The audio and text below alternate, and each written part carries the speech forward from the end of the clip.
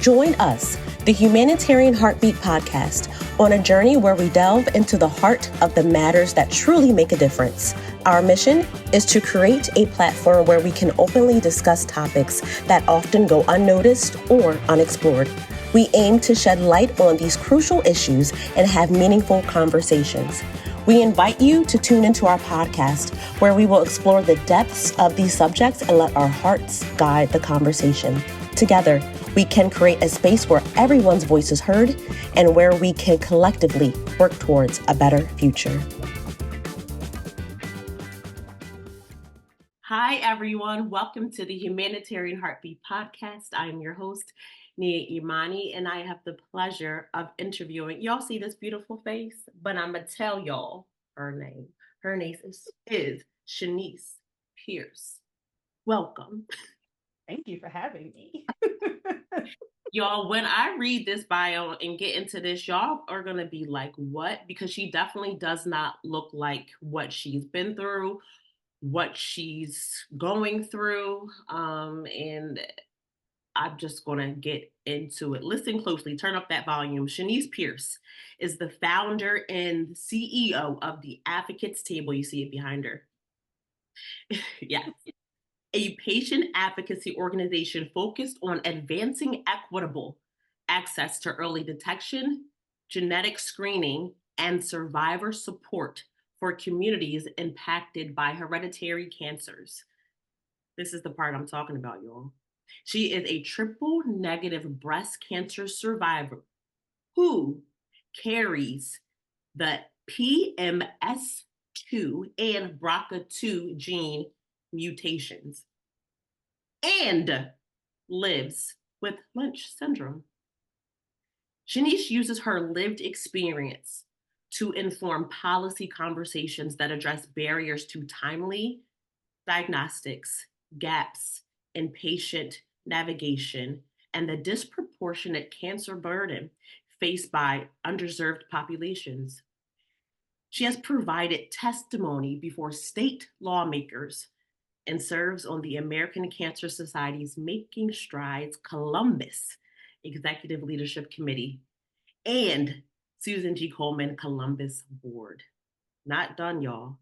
This beautiful lady collaborates with healthcare systems, researchers, and community stakeholders to strengthen patient-centered care and to promote strategies that reduce mortality through early detection and improved access to genetic testing and, very importantly, follow-up care. We got to jump into this because what? Tell us about your diagnosis. How did that happen? So, of course, I didn't wake up thinking I would ever hear the words, "you have cancer," right? In fact, I was doing everything correctly. Years before my diagnosis, I pushed for genetic testing because something just didn't feel right. That decision ultimately changed my life. That's what revealed I carried the BRCA2 and PMS2 mutations, which also placed me under the Lynch Syndrome umbrella, which puts me at a high risk for over 10 different types of cancers. So because of that knowledge, I entered a rigorous early detection plan. I showed up, I followed protocols, and I advocated loudly. And still, after a normal mammogram, an MRI caught what the mammogram missed. And that MRI saved my life. So in October of 2023, I was diagnosed with stage 1, grade 3 triple negative breast cancer, which is one of the most aggressive forms of breast cancer. Within weeks, my life shifted into survival mode, right? Like everybody else, like, okay, what do I have to do? It's like fight or flight mode, right? I started chemotherapy almost immediately, followed by multiple surgeries, including a double mastectomy and breast reconstruction, with my most recent breast reconstruction in August of 2025. Yes. But what stands out most is not just the medical journey. It's how quickly I learned that navigating cancer is not just about biology, it's about access. It's about whether you are believed. It's about whether the system sees you as worthy of time, explanation, and dignity. So that realization is what turned my survival into a mission. how did you know to even advocate for genetic testing? Like, can we talk about that for Yeah. listeners? They're like, oh my gosh, this is crazy. But how did you even know to advocate for that? So, in all actuality, I didn't. I went to a gynecology appointment because I was having heavy menstrual cycles. And as I was getting up in age, I was like, these are supposed to be slowing down. Why are they getting progressively worse? And to my luck, I had a woman of color that was my doctor. Mm. And because I was aware of, very important fact here, my family medical history, I was able to let her know about different gynecological cancers that was in my family, and that all of the women in my family on my mom's side did have hysterectomies or complete hysterectomies. So I went in blindly saying I just wanted a hysterectomy because I was tired of my period, right? Mhm. And what ended up happening was that doctor said, you know what, let's go ahead and do a genetic hereditary cancer screening, because that we can use that as the baseline for approving your hysterectomy, because we can't just electively say I want to have a hysterectomy. They have to have some type of reasoning. And when that test came back, that's what exposed me to my genetic predispositions, and that started my journey on early detection and prevention. Wow. And I'm going to ask a dumb question. What was your response when the results came back? I mean, Yeah, I was like floored. First of all, I didn't know what any of it meant, right. because you typically get back a report, and the report is a bazillion pages, it feels like, of information that you don't know. The normal practice is that you should be speaking with a genetics counselor that kind of goes over what all of this means. But I just happened to have a test, and then the results came back. I was not, you know, told to speak to somebody or whatever. And so that all happened for me after, because of the fact that I ended up getting the diagnosis. And then I spoke to a genetics counselor, because typically, from what I hear, is that a lot of women get tested for their genetics once they have a diagnosis. But because I did that in advance of it, I was able to know a little bit more. And that's what helped me plan with my medical team what my treatment plan would be for my triple negative breast cancer. So mine kind of happened in a roundabout way, but it did come full circle. And then our daughters also got tested, and they also carry one or both of the gene mutations that I have. They both carry Lynch syndrome, but only one carries the PMS2 and Lynch, and then the other one carries all of the same genetic predispositions that I have. So, with that being said, they also advocate as previvors for young adults in their 20s, so that they understand what's going on, which is amazing because they found out 20 years earlier than I did. Right. That is so powerful. And you also speak to, I mean, so many things, but how the mammogram missed your cancer, but the MRI picked it up.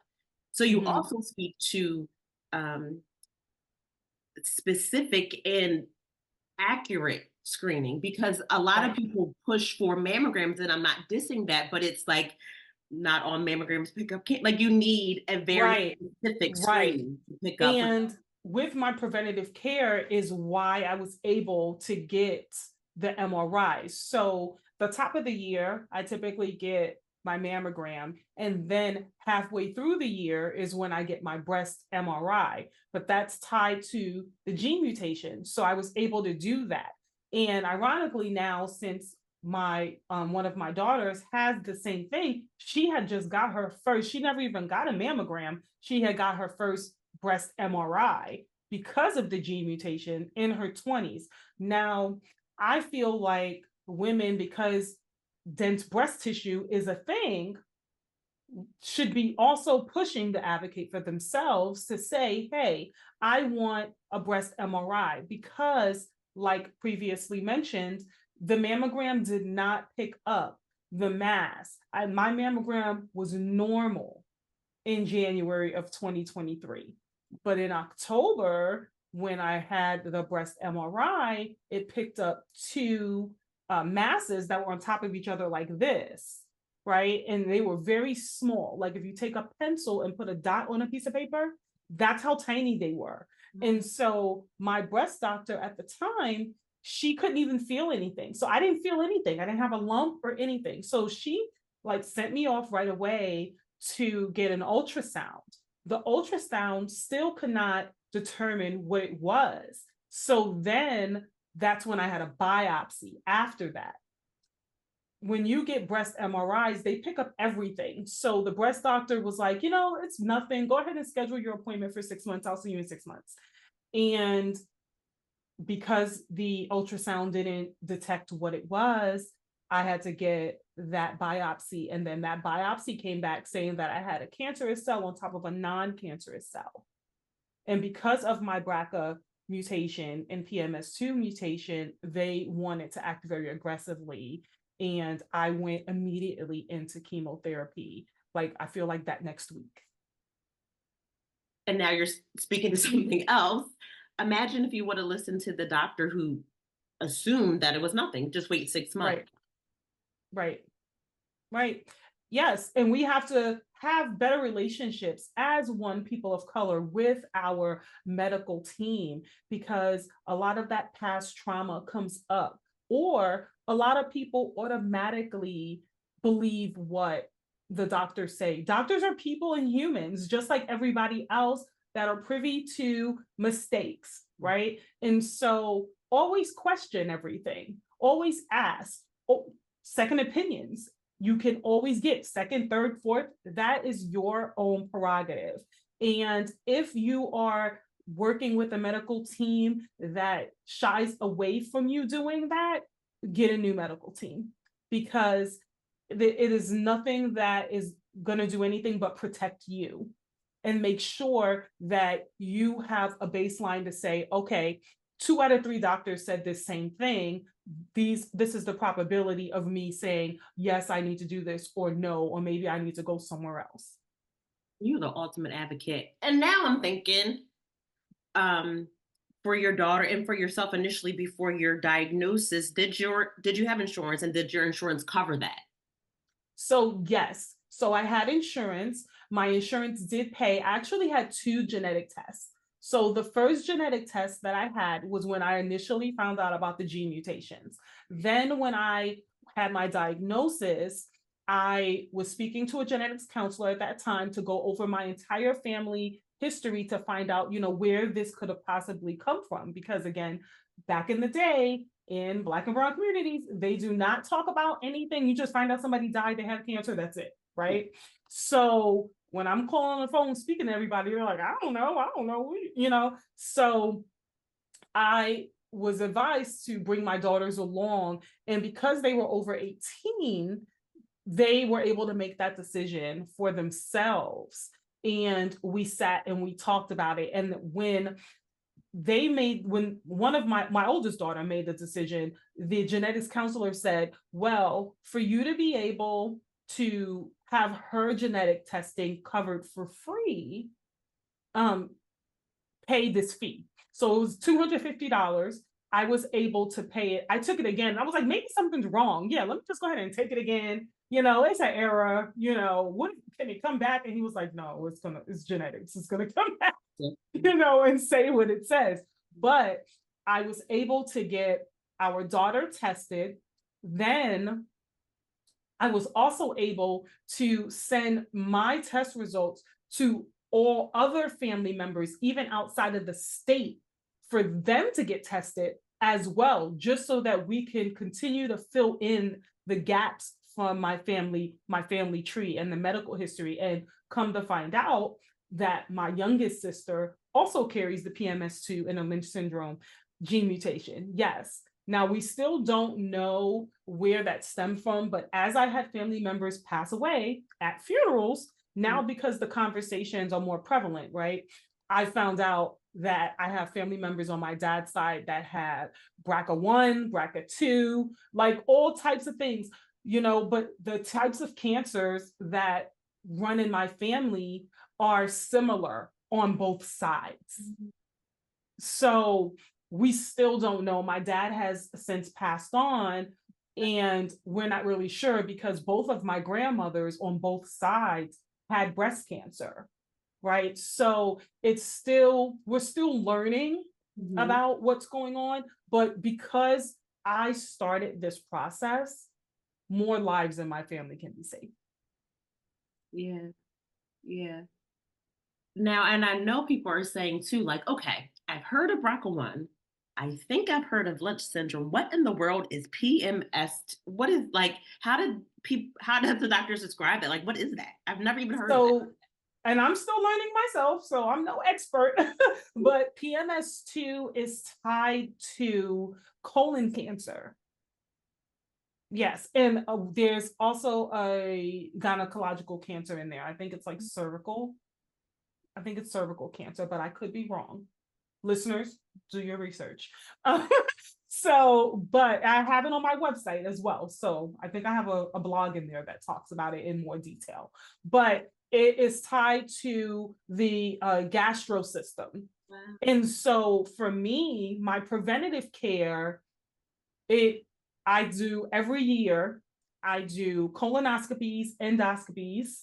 So I have a high risk for esophageal cancer. I get MRIs in my abdomen.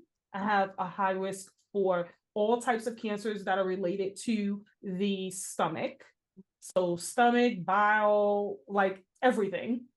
And I also am at high risk for pancreatic cancer. I am also at a high risk for melanoma, which Black and brown people think that because we have melanin, that we are not at risk of getting skin cancer, and we are.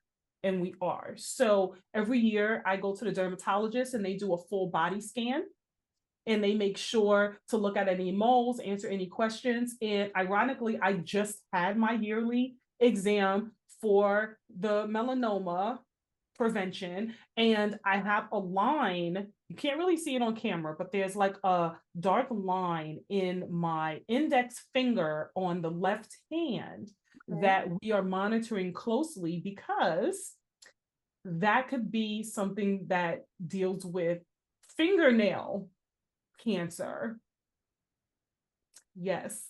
And so, again, these are things we don't know about. And because I was having a conversation the other day with my sister-in-law about that, she came over the house and she has the same line in her fingernails. It's like a dark, thick line. And if it gets darker, if you start feeling pain in your fingernail, all of these things are red flags. All of these are signs that you need to go to the dermatologist so that they can look more closely into what's going on. Doesn't necessarily mean that it is cancer, but it's always good to be cautious and have awareness, because in our community and many others, we tend to wait until the very last minute when something doesn't feel right. And early detection really does save lives, because it saved mine. Had I not found out that I had these gene mutations and was getting that preventative care, right now, triple negative breast cancer would be all over my body, and it being so aggressive, by the time I would have probably found out is when a lump forms. When a lump forms, that means that the cancer has already broken through the cell wall, and it could already be at a stage where you have to have more aggressive treatment.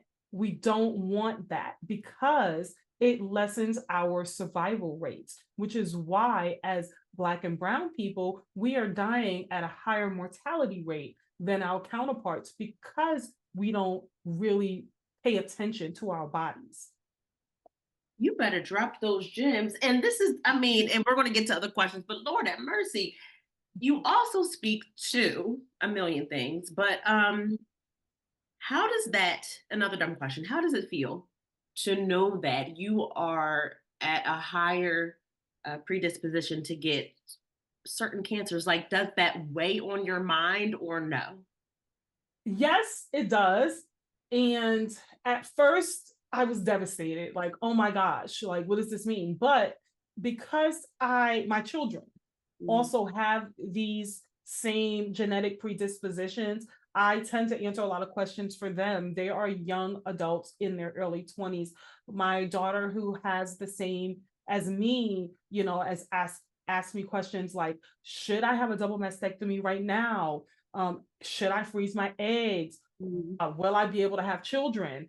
And she said, Mom, I'm like, it's like a blessing and a curse at the same time, right? Because I already had cancer and I've already gone through all of these things. It's easier for me to hold their hands and mm, help answer those questions. I tell our daughter, like, you're here, I've had children. So it doesn't necessarily mean that it's a death sentence, that you're going to die, that you're going to catch anything. Doesn't mean anything. It just puts you a step ahead of the game, and you're able to save your own life by getting this early detection. You're able to walk in and ask for tests that people walking on the street are not able to get until they're at that recommended age, right? And so that's why it's very important for people to say, hey, let me get a genetics test just so that I can know what's going on with my body. Yes, you get scanxiety, like everybody else, like, oh my God, I get another scan or whatever it is. But the flip side is that I'm here, mm, I'm alive. I don't have to worry about catching something late because I see all the best doctors. Every doctor is specialized in whatever that issue would be. mm, So, and they're researchers. So they are interested in what's going on with my body. Anything that's a concern. For example, I one night twice lost vision in my left eye. So of course the first thing is, oh my God, you're having a stroke, right. right? So they were like, oh no, because of your gene mutations, we're rushing you right in. I saw ophthalmologists. I went in and had brain MRI and all types of testing. On January 1st is when I had my MRI of my brain of this year.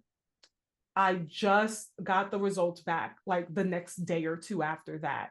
There was a mass that was found behind my left eye. It's very, very tiny, but because of everything that's going on, they're like, we're referring you to the neurosurgeon, the brain neurosurgeon, so that we can order another MRI that digs deeper to find out exactly what's going on. I wouldn't have known. Now it doesn't necessarily mean that I have brain cancer or something's going on, but it could what they see typically with what's going on in my eye is something that people have for their whole lives and don't know, and it's typically benign. But you never know. You know what I'm saying? Yes, it's very scary, but again, I wouldn't have known. You know what I'm saying? And I would have been like, okay, I don't know what's going on. Stroke and everything else was ruled out. They did a number of tests, but people get scared of when they hear results. They're like, oh my gosh, what does that mean? I don't want to hear nothing else. I can't take it. And I live in a doctor's office, and it does get scary, but with every good news that I get, Mhm. I'm like, okay, I'm doing the right thing. And this is important. And it teaches our children to be mindful of their body, to know what's going on instead of ignoring things or thinking something is typical. It happens all the time. I don't need to pay attention to that, and so it really puts things in perspective for me. Absolutely. Like you said, praying that it's not cancer, but I'm glad that you know your body enough to Mhm. say, hey, to flag it and that your team is on it. Yes. They're not Yes. playing about you. Yes. Yeah. He don't play about me. Mm. Oh yeah. And when did you decide from all of this, because you are the supreme advocate, when did you decide to create what the beautiful logo and organization that you have, the Advocates Table? Tell us about that. So I decided to become an advocate because I saw all the gaps. And that's what the advocates table is about. It's about finding the gaps that impact us through lived experience, even going as far as when you go back to work. Now I'm in survivorship, right? So going back to work, what does that look like when you have a lot of things that you're dealing with? Before I was diagnosed, I had a complete hysterectomy. So I was pushed into surgical menopause. Wow. So on top of everything that I was going through, I had surgical menopause and chemo at the same time. It was horrific, right? Wow. I might have to turn my fan on while I'm in this call, but it's, stuff like that. Or in my survivorship, side effects from my chemo that impact me when I am at my corporate job, my day-to-day, my 9 to 5. I have cognitive dysfunction or brain fog or chemo brain, whatever term you want to use, which it impacts me while I am on executive level phone calls. I might get loss of words or things like that. I have extreme fatigue, right? Dealing with when you have to be out of the office for numerous appointments and things like that. How do we deal with the insurance companies, the short-term disability? What are our rights? What are our benefits? Like those types of things people don't talk about. They know that it's there, but they don't talk about it. What about body dysmorphia? I had that because of me feeling like a science experiment in all of the number of surgeries that I had, right? Intimacy with a spouse. How does your caregivers feel? What about your children? We also have a 16-year-old son who, when I was diagnosed, was going into high school. And it was really hard on him mentally. And he had a mental health crisis here a few months ago, just because of all of this. Gaps with the adolescents, because a lot of times people talk about very young children when a parent passes away, and then they talk about young adults, but the gap remains the adolescent while they are dealing with going to high school and making friends and bullying and self-image and all these other things, these other worldly things that are going on. Now you have a parent that has a critical illness. How do you cope with that? So coping skills, creative healing, all of those things, reputation management, bedside manner from the doctors, all of those things that people don't talk about is what the advocates table is for. Me helping people advocate for themselves and going as far as policy work as well, giving this same message to politicians or the legislators that make decisions that affect our lives, hearing it from lived experience and telling them that they have the responsibility to make sure that we all live. And doing it in exactly the way that I'm doing it to you is how I deliver those messages, and being that voice and saying it in the way that it needs to be said, not the way that waters it down. Absolutely. Well, I'm Shanise Pearce Crockett. yeah. Yeah. Obama too. Gandhi, King. Yeah.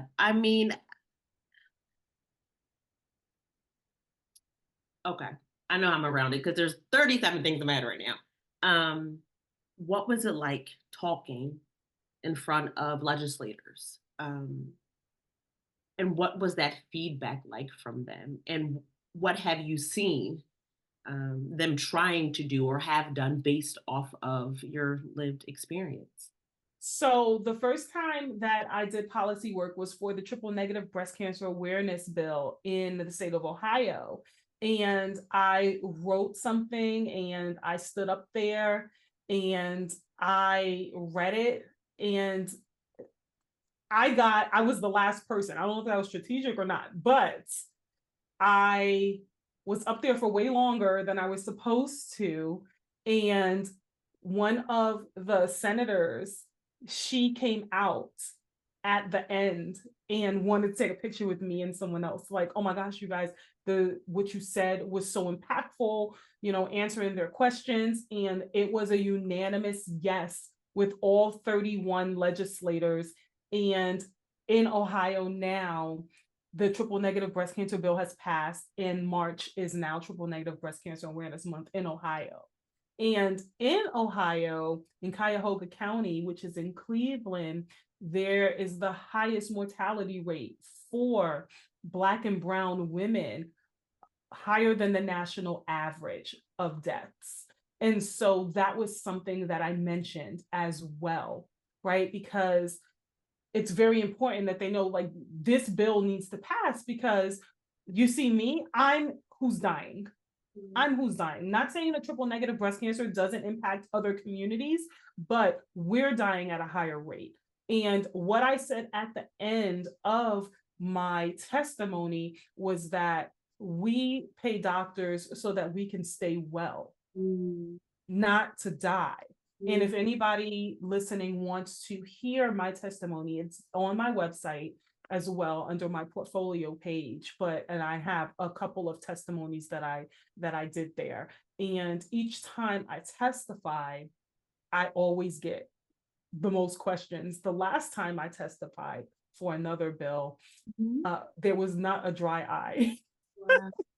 In the house. And I mean, that wasn't my intention, but that means that it was really pulling the heartstrings of those who were hearing it and hearing these things and asking these questions, because without these testimonies, this is just another paper that's coming across somebody's desk that they're reading about. Yes, they have the legislators that support it, but if that has nothing to do with their experience, or maybe a family member had experienced it, but they can't come across to say, this is what really is going on here, then I don't think that the needle will be moved as much. Wow. You single-handedly, unanimous is crazy. And you're also making me think of how in Delaware, they've identified a couple of zip codes that basically, in a nutshell, says in those zip codes, you're going to get triple negative breast cancer. So, wow. And it speaks to maybe environmental or whatever the case is. Yes.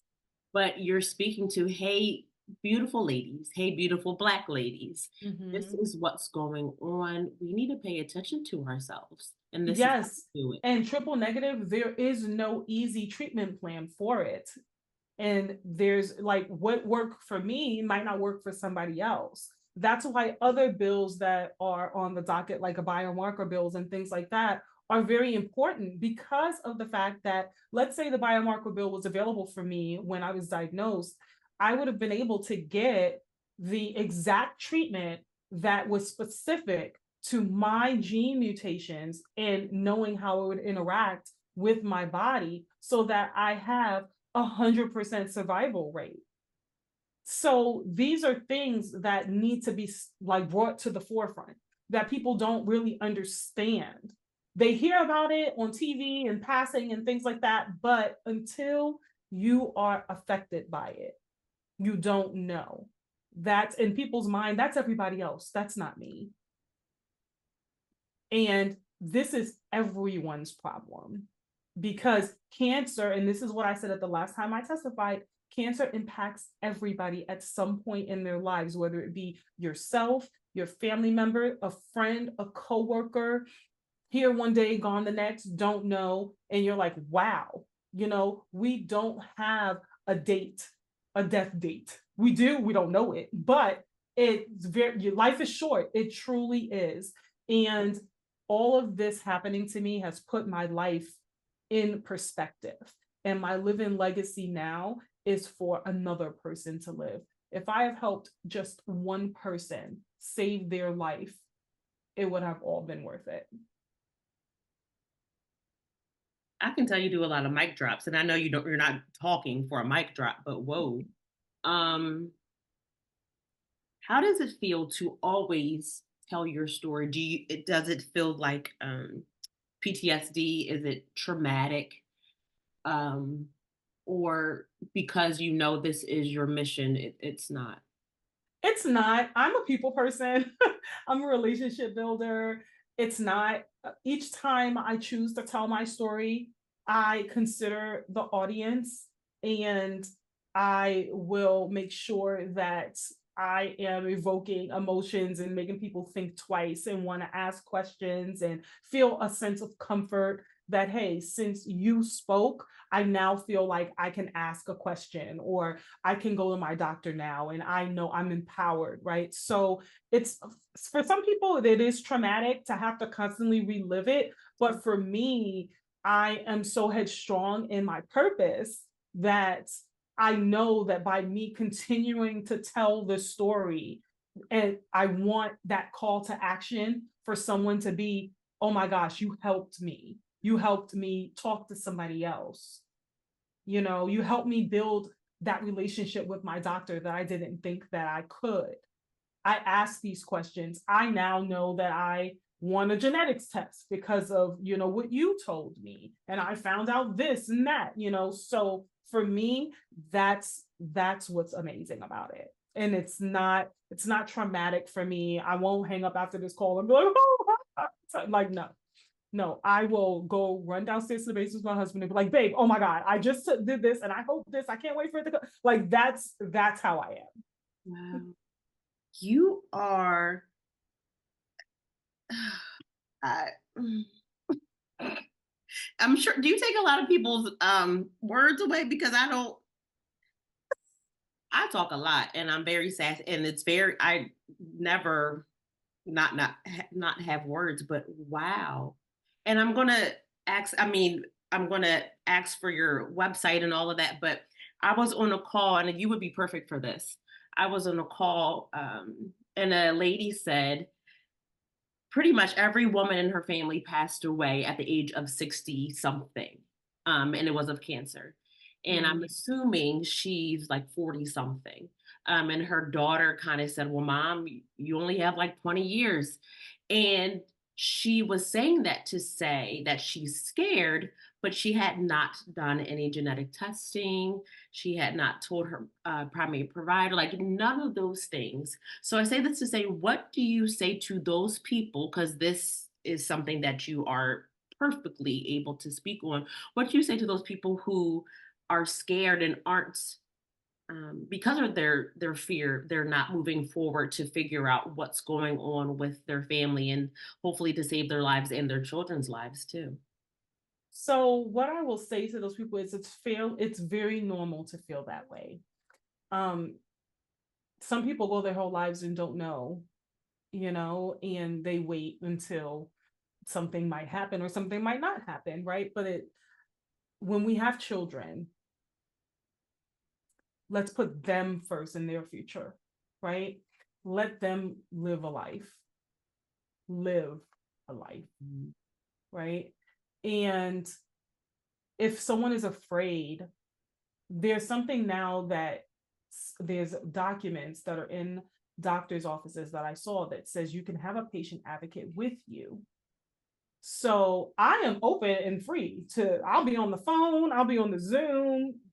I don't have Apple, I have Android, but I'll be on whatever video I need to be on to be that support person for someone. Ask to speak to a social worker, even call up a genetics counselor in your area and say, hey, I just have some questions, right? Because genetics is like the most, like, it's like the unkept secret. Like, nobody really even knows that they can just go and get a genetics counseling session. You know, you don't even have to go if you're afraid to go into the office. Say you want to have a Zoom, it's just a conversation, or they can do the virtual visits, whatever their facility calls it, telehealth or whatever. But you don't have to necessarily go in. It is important to know knowledge is power, like they used to say back in the day, right? And if you don't educate yourselves, then you don't know what laws you have. You can't speak up for yourself. And so if you look at it that way, like, hey, I just want to go get some information. You don't have to make the decision right now, but just sit and talk about your family history and what that could mean. And then that will help guide that decision that you want to make. Because again, you know, if you have children, you know, you don't have to. My parents do it. My mom does it all the time. She has all her family members died in their 60s. And she's like, oh, oh, I'm in my 60s. That doesn't mean, I was like, mommy, you know, that doesn't mean anything. That doesn't mean that you're going to die. You're doing all the right things. You're going to the doctor. You're asking questions. And as our parents get older, sometimes the roles reverse. So if the woman who was on the phone has children that are in their 20s, then maybe they can start the conversations, right? And they can say, hey, this is what has happened in my family medical history from my mom and dad's side. You know, I want to get this information. Then share that with their parents. And then their parents might feel empowered to say, you know what, I want to go. Or be sneaky like me, just bring your parents to your doctor's appointment and be like, hey, you know, my mom, such and such. And then they'll be like, oh, let me ask the questions while they're there. You know what I'm saying? So there are ways that you can navigate it. You can research the information, find it out, speak to somebody, there's support groups, things like that. I'm always available. The advocates table is available to be your advocate and help answer those questions to give you a sense of comfort, because it is so very important. And why do we always have to be on the uptick of the bad stuff? Again, I also created the advocates table because I want to show our community what success and survivorship looks like for us. We need to see more wins versus more opportunities to win. We have to have more people stepping up saying, this is what I did. And look, I am here, I am strong, and I'm gonna keep going. And I want you to come with me. And that's what we need in our community, because there's so much sadness and anger and, you know, fight all the time and all of that. We need to have some happiness. I want to reverse those statistics for all of the positives that can come out of early detection, what that really means, and how we're saving our own lives. It's our own responsibility. Like when you're at work and they say, it's your career, you got to manage it. Manage your life like it's your career. Like you want to move up on the scale. Moving up on the scale means that you want to live and you want your children to live and you want their children to live and you want to be that positive role model for not just yourself, but for society. You better preach. I mean, you said it. And I'm glad you also said your father's side too, because some people think, oh, I only have to pull the genetics for my mom's side, but no, also the dad's side too. Yes, and men can get breast cancer too, and all of that. And our son, who's 16, I want him to start getting his test, but I want to leave the decision for them to go and make those choices, but still give them enough knowledge so that they understand what that means and how they take care of their bodies and understanding and learning their bodies. You're not too young to know what's going on with your body. Never too young.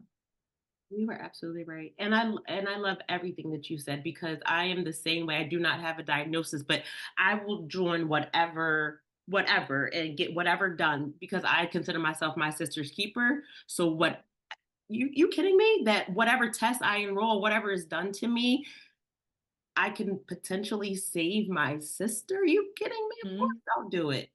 And Yes. that's just God's love. I mean, we might not like each other, but I love you enough to live. That's right. I want you to live. That's right. Oh my God, you are a preacher. And what the church say? Amen.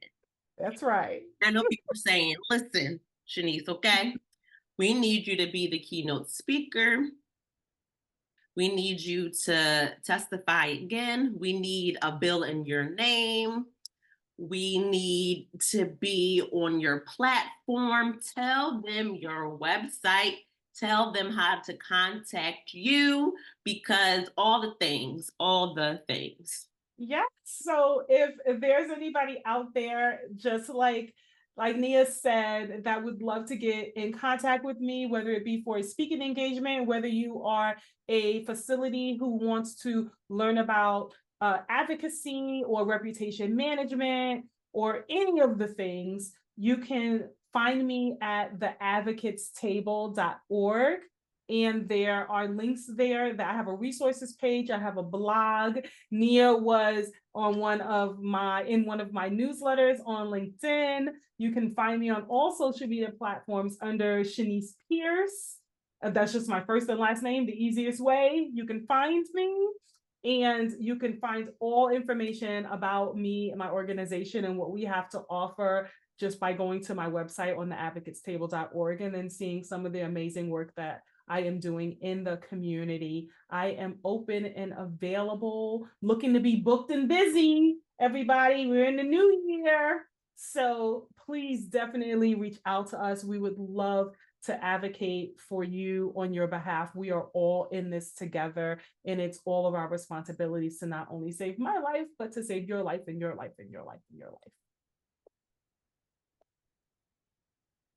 And you are the prime example of what it looks like to live in your purpose. Yes. Yes. I tend to say cancer has not only happened to me, but it has happened for me, because if cancer did not happen to me, I would not be able to be as impactful as I am and would like to continue being. And so just because something happens, everything happens for a reason. And my reason could be your reason why you're still here. That's a hashtag. Whoa.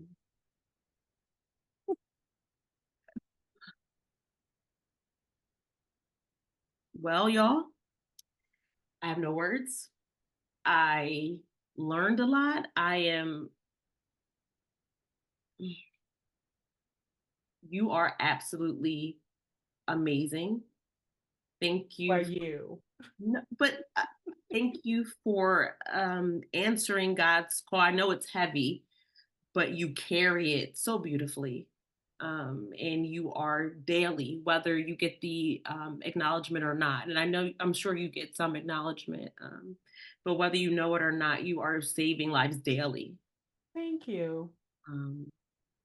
Everybody, look at her beautiful face and then also look behind her as well. The advocatetable.org.